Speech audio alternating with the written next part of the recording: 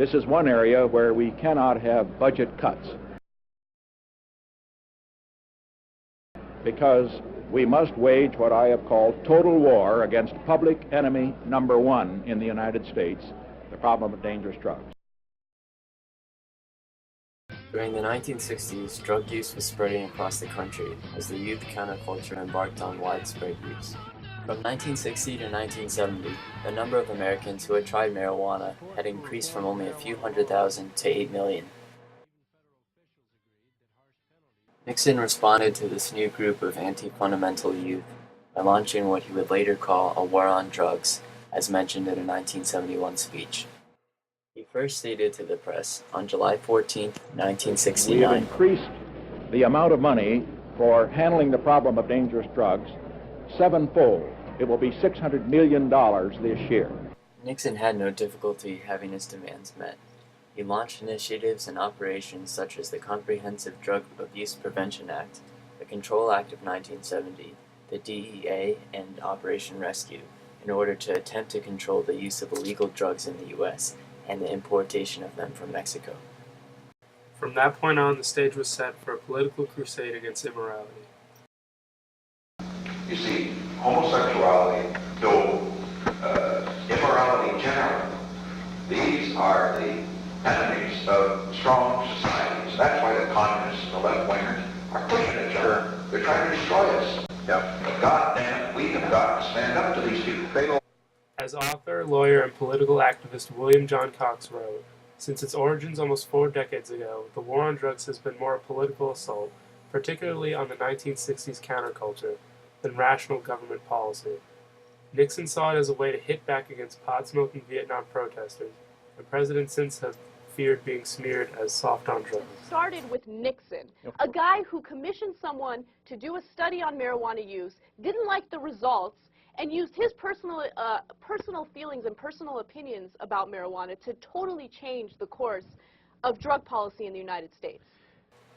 Nixon put an overwhelming emphasis on the fight against drugs in America through the use of anti-drug propaganda. It's stimulating, mind-expanding, safer to use than alcohol.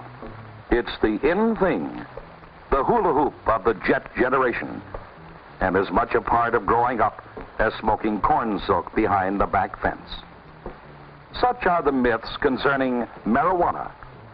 Myths that lull thousands of young people into experimenting with a noxious weed. The facts are otherwise. Marijuana is an intoxicating, mind-muddling drug. Its use can lead to abnormal behavior, to psychological dependence, and to abuse of other drugs. The human brain, after all, is made for thinking, not fumigating. It's hardly a tinker toy for experimenting with drugs. This is John Smith, honor student, football star, Vietnam veteran. Yet somewhere along the way, he chose the road to anarchy and self-destruction. Now, why should a normally decent, normally intelligent young person like John Smith choose the road to communism over America and freedom? For one thing, our youth of today are the object of the most extensive, intensive, diabolical campaign ever conceived. However, all of the propaganda issued went against the findings from the Best Drug Examination Commission ever produced. That we do not feel that private use or private possession in one's own home should have the stigma of criminalization, that people who experiment should not be criminalized for that particular behavior. Schaefer was the chair to this national committee that did research on marijuana, and they found out that marijuana has very, very little negative consequences, especially compared to alcohol. The study found that there was no significant physical, biochemical, or mental abnormalities that could be attributed solely to marijuana use. So although 10,000 people died last year from their use of cocaine and heroin, it's estimated that 450,000 died from their use of tobacco. 100,000 people died last year from their use of legal prescription drugs. Why the f*** is it illegal? I don't know. Aspirin is perfectly legal, but if you take 13 of them motherfuckers, it'll be your last headache. It's estimated that 150,000 people died last year from their use of alcohol. And I'm not talking now about drinking and driving. I'm talking about just the health consequence of drinking. Yet despite the facts about the drugs being used in America, the war continued on through the conservative presidencies and was even escalated during the Reagan administration. Leading medical researchers are coming to the conclusion that marijuana, pot, grass, whatever you want to call it, is probably the most dangerous drug in the United States, and we haven't begun to find out all of the ill effects, but they are permanent ill effects. The notable philosopher and activist Noam Chomsky resides differently from this conservative view of the drug war. He does so with good reason. In fact, the explosion of the war on drugs here was in the 1980s and since. And during that period, the U.S. incarceration programs just flew off the spectrum. I mean, back around 1980, the U.S. was sort of slightly at the high end of industrial societies in per capita incarceration, but within the spectrum. And now it's 5 to 10 times as high as comparable countries.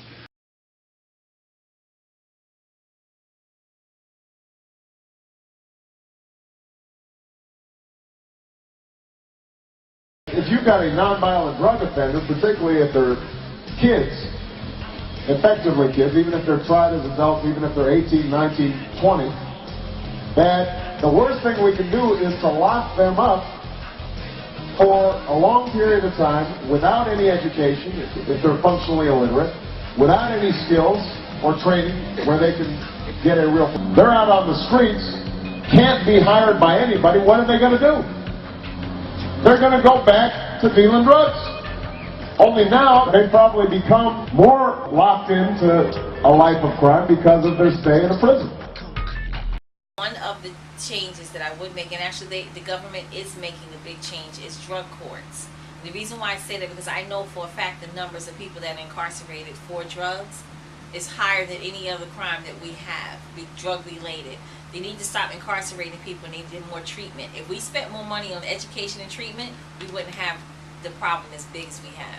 I'm trying to get kids to self-evaluate, because again, they're not going to listen to me the first, second, third, fourth, fifth time. That's why we try to utilize community resources. And I give them information so they can make their own decision. Like I said, it's a terminology. There is no war on drugs. We have to educate people. It's about education. Well, the DARE program, when it was in Glenfield, and myself and Carlos Wormley, which is a police friend of mine, we were friends socially, and he was also the DARE officer. We kind of modified it a little bit because the DARE program itself wasn't successful. I think it needs to be just a little more detailed. Like, you can't just say, don't do it. You need to really honestly show them people and have people come in and tell them, let me tell you how it ruined my life. You need to have teenagers come in and talk to them. But I do think that it's a very good program. It's a very good start. But I think if it was a little bit more raw, it would be more effective. Okay. Kids are visual. They need to see it. They need to say, yeah, I don't believe it. I need to see it. You can talk it, but I want to see it. It was kind of like a combination of getting familiar with a police officer and seeing that a police officer is not only one that's going to arrest you, but they're there to assist you if you have a question or concern about something. He turned more into a resource officer at that time. And, you know, we still have a resource officer here at our school, Officer Nelson, but, you know, Carlos was pretty kid-friendly. You know, you don't have to arrest everybody when you see him doing something wrong, but he was there to assist kids get help, which was really important. I think that you just can't give them some movie or some video that you brought out in Minnesota that has all white kids in it or all a certain racial group in it. You have to hit kids with what they can feel comfortable with and what's going to reach them. Weed and alcohol are out of control to a certain extent that, you know, pot smoking, weed smoking is like smoking cigarettes was 5 years ago. I think much more kids are using, much more kids are dealing to support the habit. You know, way back when, maybe 1 out of 20 kids was probably dealing. I think now it's probably like 2 out of 10, 3 out of 10 to support. And it's all across all economic, racial, divide. I mean, you have kids that are going to Ivy League schools. You have kids that, it doesn't matter anymore. Much. I think the numbers are a little too high. I've been here as an SRO since 2002, since the class of 2002, and I've definitely seen an increase in the use of marijuana and illicit drugs. The trend is that most of the kids start use between 7th, 8th grade, or that transition from 8th grade to 9th grade. So it is happening younger. I've had hundreds of parents call the student assistance counselors throughout the year asking us for support and help and how to deal with issues. In 10 minutes you could be on a porn site, or you could be communicating with some guy in Louisiana on how to make a meth lab. I mean, of course, you could type in drug masking, Google drug masking, and you'll get 250,000 hits on how to get over on a drug test. Yeah, oh, yeah, absolutely. Yeah, so it makes my job a lot more difficult. So at the end of the time I was a senior, I ended up the university hired me to do a stratified random sample of the college community. And when the results came back, they didn't like them because it was like 95.5% of the campus partied on a regular basis. And that was a small little school in West Virginia, so I can imagine what it was like at the big universities. And now there's competition to who has the best party school in the country. There's too much emphasis on that. Now, I'm not saying that we're not producing brilliant kids with great ideas and going to great schools. I'm just saying that, there is a war. And we don't even recognize that we're in it, and we're losing it. It's a losing battle. The DEA we're losing. The DEA clearly states that we're losing, and I agree with them. We are. It's just a waste of time right now at this point, especially the fight for marijuana. In terms of legalization of drugs, I think that the battle, the war on drugs has been an utter failure, and I think that we need to rethink and decriminalize our marijuana laws. So, honestly, I think they're going to honestly change it. Maybe, like I said, not in my lifetime, but it is going to change. There is going to be a change. I know that it's going to come. 15 million people have been imprisoned for pot use, okay? This has cost our country $1 trillion in costs. No. $1 trillion. No. Listen. Okay, we're in a deficit, and we're criminalizing people for personal marijuana use. Yes. When are we going to say, you're right, because when are we going to say, hey, look, this is how it began. It began in madness. It was a stupid, rage-fueled, conspiracy-fueled, plot by a president who got thrown out of office in shame. Right? Why do we continue to fight his senseless, asinine war?